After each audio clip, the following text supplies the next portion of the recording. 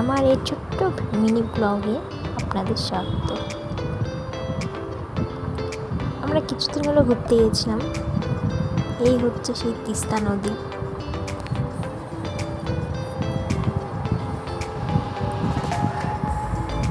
সিকিমের তিস্তা নদী, যেখানে আমরা ঘুরতে গিয়েছিলাম।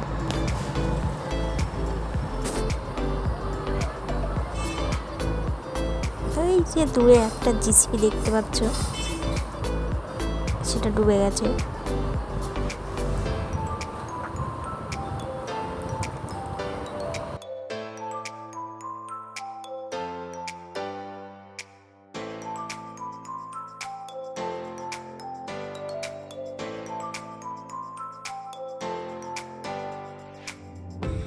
সিকিম থেকে 0 পয়েন্টে যাওয়ার উদ্দেশ্যে আমরা রওনা দিয়েছি।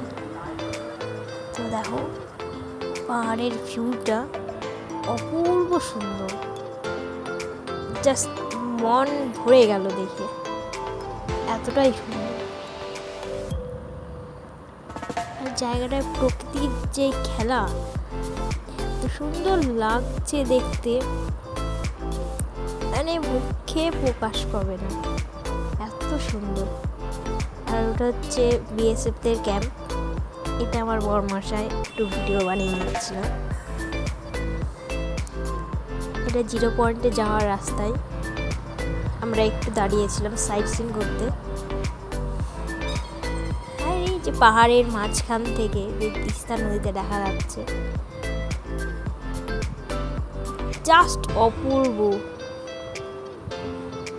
দেখো গাইস, জাস্ট ভিউটা দেখো, ভিউটা।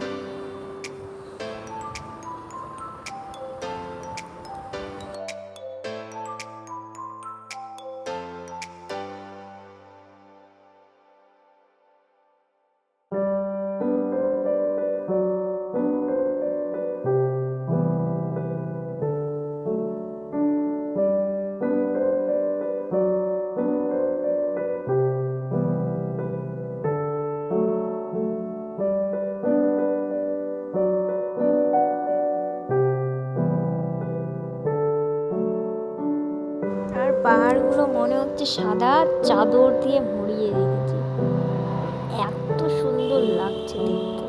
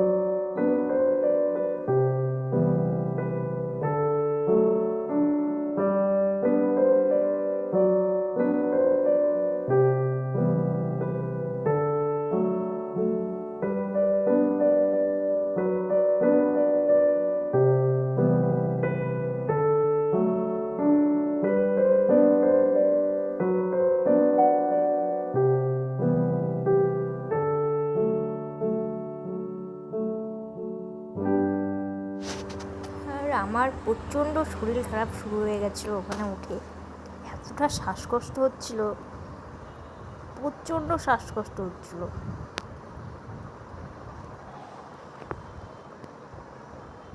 আর রাতে যখন ফিরি, এতটা ভয় লাগছিল,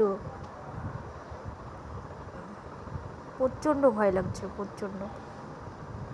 কিন্তু রাতের দৃশ্যটা অন্যরকম দেখতে লাগছিল, মনে হচ্ছে আমি স্বর্গে গেছিলাম। স্বর্গের দিকে তারাগুলো ঠিক যেমন লাগছিল সেরকম, আর নিচ থেকে তারাগুলো যেমন লাগছিল ঠিক ওরকম লাগছিল। পাহাড় থেকে, পাহাড়ের গায়ে যে বাড়িগুলো দেখতে, এই বাড়ির সামনে একটা করে লাইট জ্বলছিল, আর দূর থেকে সেগুলো যেন তারার মতো দেখতে লাগছিল, জাস্ট অপূর্ব দেখতে।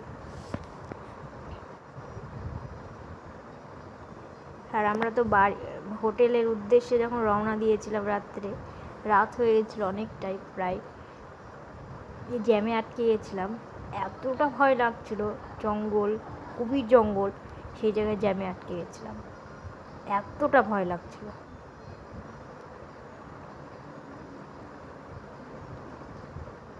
এই হচ্ছে 0 পয়েন্ট। বাট আমাদের দুঃখিত, এটা হচ্ছে আমার এতটা শরীর খারাপ শুরু হয়ে গেছিলো, শ্বাসকষ্ট। আর আমরা 4টে ফ্যামিলি গেছিলাম, তার মধ্যে 2টো বাচ্চা ছিল। সেই বাচ্চা দুটোরও এতটা শ্বাসকষ্ট শুরু হয়ে গেছিলো, তো বেশিক্ষণ দাঁড়াইনি ওখান থেকে রিটার্ন চলে এসেছি আমরা। বেশিক্ষণ ওখানে দাঁড়াতে দেয়নি আমাদের, যেহেতু অনেকটা শ্বাসকষ্ট হচ্ছিলো। আমরা এখন রিটার্ন যাচ্ছি আমাদের হোটেলে যেতে, তাও প্রায় আমাদের ওই রাত্রি হয়ে যাবে এখান থেকে বেরিয়ে।